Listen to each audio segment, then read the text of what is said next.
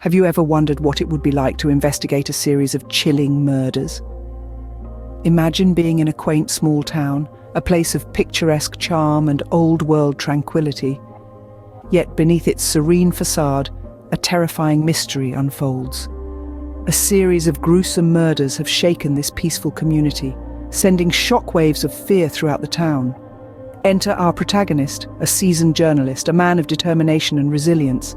He's been called to this town, not just to report on the horrifying events, but to delve deep into the enigma, to piece together the puzzle of these brutal crimes. With each murder more chilling than the last, the stakes are high. Let's take a moment to comprehend the sheer horror of these killings. Each victim found decapitated, their hearts brutally excised, a chilling signature of a serial killer, or perhaps something far more sinister. And if the brutality of these murders isn't terrifying enough, there's a thread that connects each of the victims. A common link that's as mystifying as it is eerie. All were somehow connected to the Blackwood family. The Blackwoods, a peculiar family living in an old mansion on the outskirts of town. A family that has called this town home for generations, yet remains shrouded in mystery and whispers of the uncanny. The father, mother and their 3 children, 2 sons and a daughter, are known for their aloof demeanour and their cold, unfriendly attitudes. Our courageous journalist, undeterred by their icy reception, senses that they're hiding something. He's drawn to the Blackwoods like a moth to a flame, convinced that they hold the key to solving this terrifying riddle. But what could it be? What secrets could this ancient family be harbouring? Could they be involved in these heinous crimes? Are they merely victims of circumstance? Or is there a darker truth waiting to be unearthed? Could an ancient family be behind these ruthless killings? As our journalist dives deeper into the investigation, he's about to uncover a chilling truth that will challenge everything he thought he knew about this quiet town and its mysterious inhabitants. Imagine stepping into an ancient mansion where every corner whispers a secret. Welcome to the Blackwood Mansion, a place as enigmatic as the family that resides within its centuries-old walls. The moment our intrepid journalist crosses the threshold, he's greeted not with warmth, but a chill that seems to seep from the mansion's very bones. It's more than just the cold stone architecture or the eerie silence that fills the vast halls. It's a palpable sense of dread, a foreboding that wraps around him like an icy shroud. The Blackwoods are an odd assortment, a family portrait straight out of a Gothic novel. The patriarch, a stern figure with eyes as cold as the mansion itself. The matriarch, aloof and distant, her gaze filled with a strange, unsettling intensity. Then the 3 children, each more peculiar than the last. 2 sons, a mirror of their father's stern countenance and their mother's icy demeanour, and a daughter, whose beauty belies an undercurrent of something sinister. Their manner is as frosty as the mansion's interior. Every question our journalist poses is met with stone-cold silence or vague, evasive answers. It's like trying to squeeze blood from a stone. The more they deflect, the more he senses that there's something they're desperate to keep hidden. It's not just their words or lack thereof that rouses suspicion. There's an air of unease that hangs around them, a tension that's almost suffocating. It's as if they're not just living in the mansion, but they're part of it, woven into its dark history and chilling secrets. As he spends more time in their company, the journalist can't shake off the feeling that he's walked into a spider's web, intricate and deadly. The Blackwoods, with their icy stares and tight-lipped smiles, are the spiders at the centre, spinning a tale he's yet to unravel. He leaves the mansion with more questions than when he entered, his mind a whirlwind of suspicion and dread. One thing is clear. There's more to the Blackwood family than meets the eye. What secrets are the Blackwoods hiding? What if your worst suspicions about a family were confirmed by a book? In the hushed silence of the town library, our journalist stumbled upon an ancient leather-bound tome. Its pages were yellowed with age, its spine cracked from countless readings. It was a book that told the chilling tale of the Blackwood family, a tale that dated back centuries, connecting them to a lineage of witches and warlocks. The Blackwoods weren't just an eccentric family living on the outskirts of town. They were descendants of a coven, practitioners of the dark arts. Their lineage was steeped in black magic, rituals performed under the cover of night, and sacrifices made to gain immortality and power. The book spoke of a pact made with the supernatural, a pact that demanded a heavy price, the heart of a human. Our journalist read on, his heart pounding in his chest. The stories in the book were horrifying, but they were fitting the pieces of the puzzle together.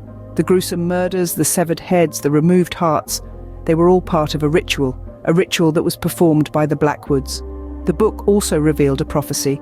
The Blackwoods were not just performing sacrifices for immortality and power. They were in search of a chosen one, a special individual who would lead them, who would be the consort to their daughter.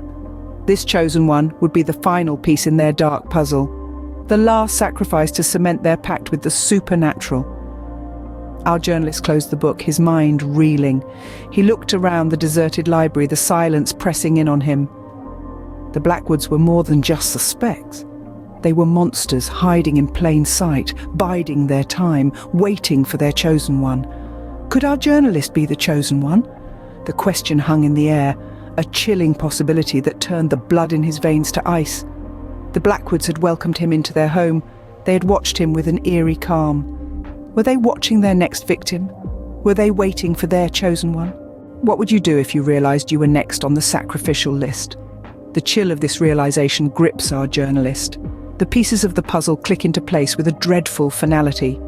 It's him. He's the chosen one. The next offering to the Blackwoods' insatiable thirst for power and immortality. His heart pounds with a primal fear, yet he knows he cannot afford to lose his wits. He has to leave, to escape the clutches of this monstrous family. He tries to shake off the fear, to focus on getting out of this small, eerie town. But the path to freedom is fraught with obstacles. Every road leading out of town is blocked, every route under the watchful eye of the Blackwoods. They've turned the town into their personal hunting ground, the residents mere pawns in their twisted game. The journalist, once the hunter, is now the hunted. Ensnared in the Blackwoods' web of terror, he feels trapped, a rat in a maze with no exit. The once friendly faces of the townsfolk now seem ominous, their eyes reflecting the same cold, cruel glint he'd seen in the Blackwoods. The realization sinks in further. He's alone in this. His fate is sealed, or so it seems. He fights back the rising tide of despair, clings onto the dwindling shred of hope. He's determined to survive, to expose the Blackwoods for the monsters they truly are. He looks for a way out, any sign of a weak link in the Blackwoods' ironclad grip on the town. The journalist's mind races, thoughts whirling like a tempest. He racks his brain for every bit of knowledge he has about the Blackwoods, every clue he's picked up in his investigation. He's looking for a lifeline, a way to turn the tables on his would-be captors. The clock is ticking. Every moment he spends in the town brings him closer to his impending doom. He must act, and he must act fast. He's in a game of life and death, and losing is not an option.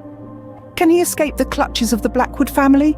The question hangs in the air, a chilling reminder of the deadly game of cat and mouse he's trapped in. What happens when you come face to face with monstrous beings? In the heart of the chilling night, our journalist finds himself standing before the Blackwood family, their eyes glinting with an eerie, otherworldly glow. The air is heavy with an unseen malevolence that wraps around him like a cold shroud. The once seemingly normal family now transforms into grotesque creatures, their forms twisting and contorting in ways that defy the laws of nature. Their true colours revealed, they are no longer the Blackwoods, but monstrous beings that have haunted the town and its people. As the monsters close in, our journalist's survival instincts kick in. He is a man trapped, but not a man defeated. Armed with nothing but his courage and the knowledge he has amassed, he fights.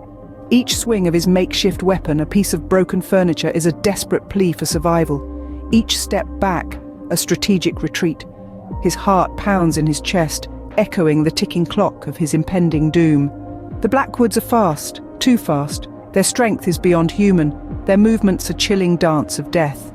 The journalist, despite his valiant efforts, finds himself outmatched.